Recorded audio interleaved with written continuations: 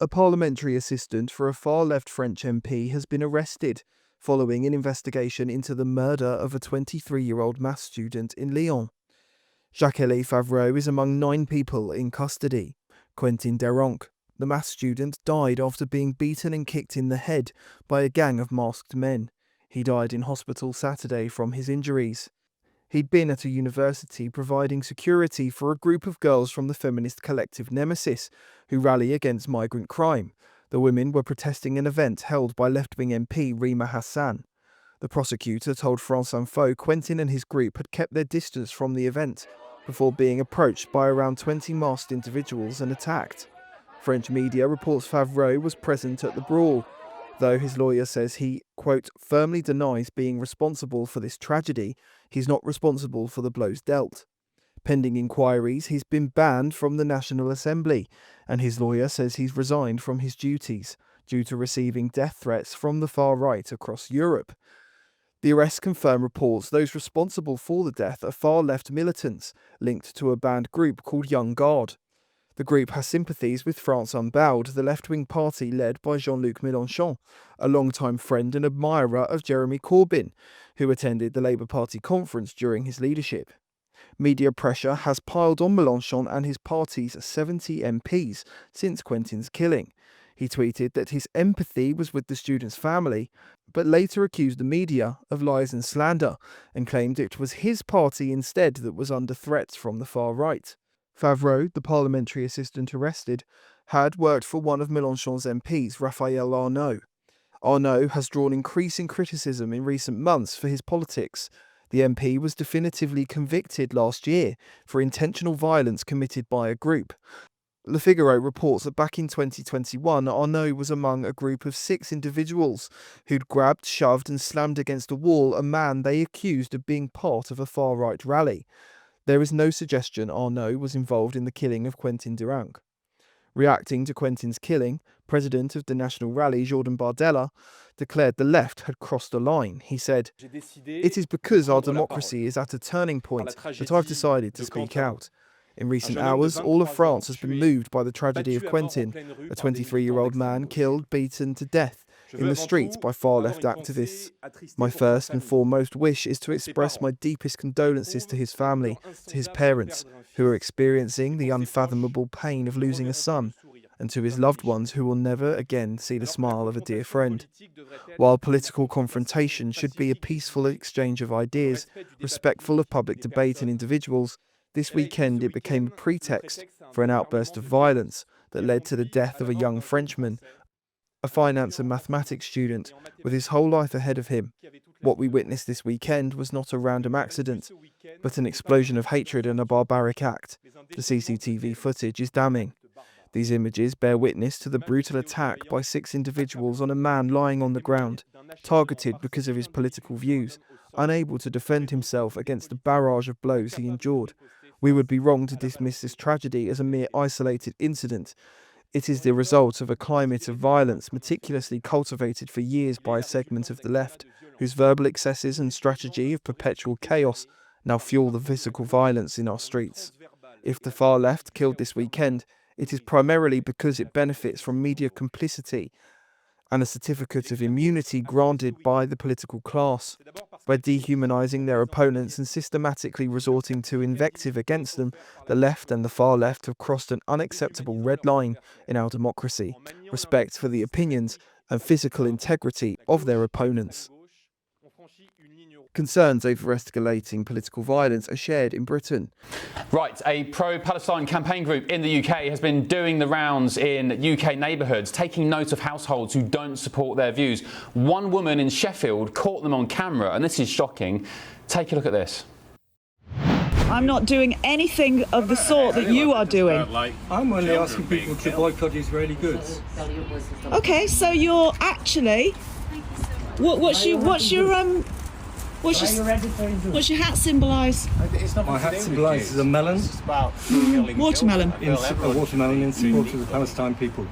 Yeah. Look, I mean, look at But Gaza. you're knocking on doors. Look at Gaza. Yeah. Yeah. Asking people to show their support for Palestine. It's not going And if they don't, to be any good. We just go away and say you go sorry. away. Do you take a Thank you note very of the much. door? No.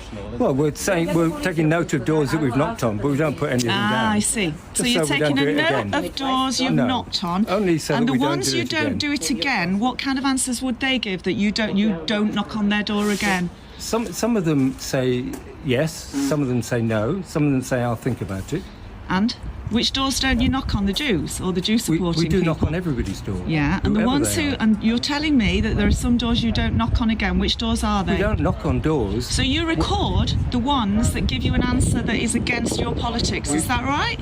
We record, we say no answer, or not interested, or supportive. So you're not interested ones then? Yeah. You're making a note of those addresses? Yeah. Yeah, that's exactly what you're doing. You are Jew No, hunting. but we're saying that we you won't are go there Jew again. hunting. They're not Jews, most of them.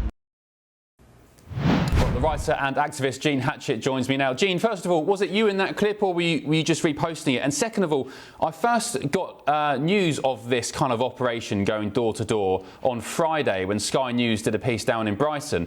There were concerns then from Brighton locals that, yeah, OK, fine, you want to go door to door and try and get people to boycott Israel, fine, that's one thing. But there were concerns from locals, as you pointed out, that they were making notes, these Palestine activists, of people who weren't interested. And from that clip, which you shared, that's been confirmed. They were making notes, chillingly, of people who said, I'm not boycotting Israel, I'm not interested. Exactly that, yes. Yes, it was me asking the questions. Just two of us were there. You know, that's the issue, really. I asked the man and he told me. And I think that, you know, he said very clearly, we are finding people that do not agree with us, and then we take a note of their address. So, you know, it's very, very carefully hidden so that we don't knock again. But where does that information go? Where is it stored? What is it for? And who might it be passed to? That's the issue here. But also, what about the people whose doors they're knocking on? If those people are Jewish or supporters of Jewish people, or not supportive of the cause of these people, what happens, you know, and how do those people feel, the fear of saying what they think? That's not like passing a protest in the street. That's not like having a leaflet put through your door. That's someone right in front of you. You don't know what they're going to do if you say no. And it's you know, that's taking the terror of having an opposing view to these men right to their faces. And you know, that could be very frightening for some people. And as we saw, and as the other videos would show, they were very quick to violence when confronted, and especially by women. That really worries. Well, let me remind viewers and listeners of how I first came across this on Friday. This is a piece from Sky News. Let's take a look. They split into small groups and head off to nearby streets. We're trying to get people to get as many people as possible to sign up. Oh, so I can't eat hummus? Well, you can eat hummus, but just not Israeli hummus. The group says its aim is to put economic pressure on Israel. This is a local campaign in Brighton to boycott, divest and sanction against Israel because of the treatment of Palestinians. So, Jean, that was in my neck of the woods in Brighton in East Sussex. You recorded your piece in Sheffield, correct me if I'm wrong. So this seems to be a nationwide campaign. It's organised. Yeah.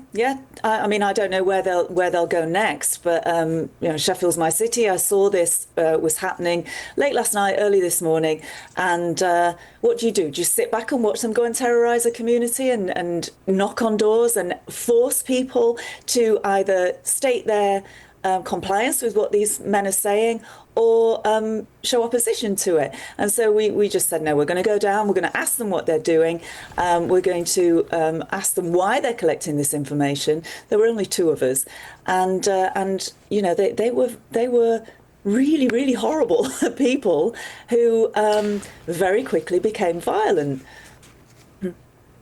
Not to patronise you, Jean, because you know, I'm sure you can look after yourself, but it must be very intimidating, two ladies going down to confront random blokes in the street. I mean, how did you feel doing that? Well, I was in Birmingham when I went to show the support for the Jews when they were told not to be in the streets of Birmingham. So I've been in that situation before where we've been marched by police, very slowly for our own safety. So, yeah, frightened. However, what do? Do you sit at home and do nothing, or do you go down and say, actually, no, this is not okay, on behalf of the people who will be terrorised? And I'm not one for sitting at home. So, we did what we knew we had to do, and those men did what I expected them to do, which was react very, very badly to a very slight challenge. Well, we've got one more clip to show you, Jean, and the viewers. This was comedian, former Little Britain star Matt Lucas getting accosted by a Palestine protester on the Underground in London. Matt Lucas, by the way, just for clarity, he's Jewish. Let's take a look at this.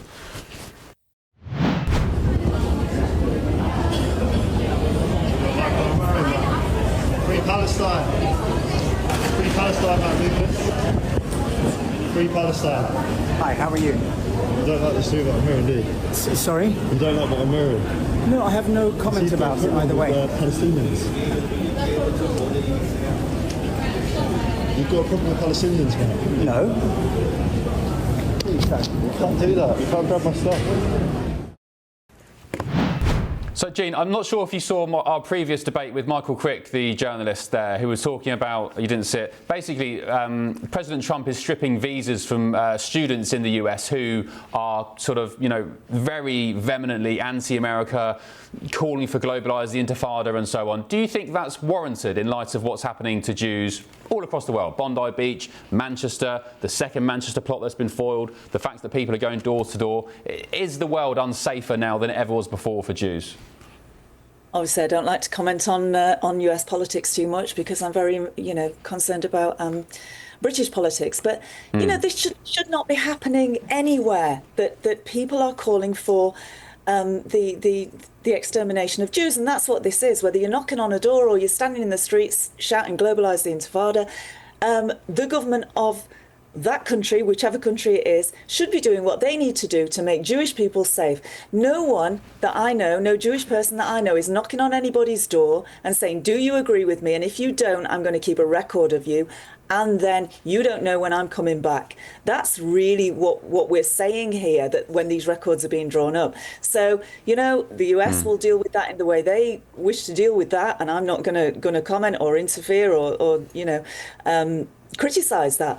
Here, we need to be stronger because we have had people killed in the street. In Australia, they've had people, murdered on the beach. And this is what creates that environment. So whatever any government needs to do to stop that environment flourishing, to stop that kind of hatred flourishing, to stop whatever attack comes next, where the next people are dead in the street, they should do. OK. Jean, thank you so much for staying up with us on the Late Show Live. Appreciate it. And I recognise it's fairly late in the day. So thank you so much. And hopefully we'll catch up soon. Thank you, Jean Hatchett. gbnews.com/your say. Let us know your thoughts. Stephen, you made me laugh with your comment. You said, I live in Sheffield. If they knocked on my door, they'd be volleyed down the garden path. Very good. Not condoning violence.